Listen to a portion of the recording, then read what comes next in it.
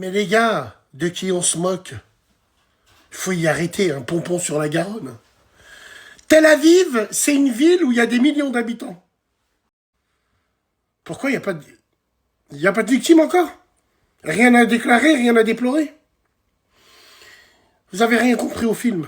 Ces attaques justifient ce que Tsahal fait à Gaza. Et ils vont en profiter pour virer et liquider tout le monde. Parce qu'on leur a donné du crédit. Et qui c'est qui leur a donné du crédit? Allô, mon ami Chira? Allô? Allô? Les frères, quand une ville est attaquée par surprise, quand des missiles sont tirés au hasard, ils finissent bien tombés dans un immeuble où il y a des gens qui vivent.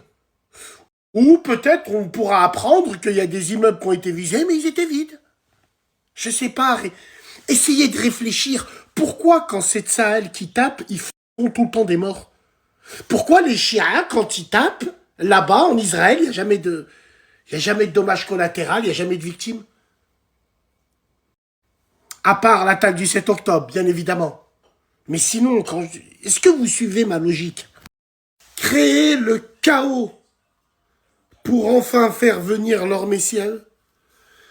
Les handicapés émotionnels te diront, ils appelleront ça la résistance? Non, moi j'appellerais ça plutôt le marché conclu pour détruire les sunnites. Tous les chemins mènent à Rome. Hein. Ça va passer par là, par là, par là, par là. Et surtout, n'oublions pas, les victimes seront les Gazaouis. Parce que avec ce qui arrive là, on va ouvrir les vannes et on va leur dire allez faire ce que vous allez à faire. Là, maintenant, vous êtes légitimes. C'est tout. On en reparlera. Mais il faut y arrêter. Avant d'attaquer, au-delà même qu'ils ont laissé des balises de partout pour que les missiles tapent, hein, ils préviennent les Américains 1 heure avant. C'est pour ça que tous les journalistes sont à Tel Aviv sur le même toit avec les caméras.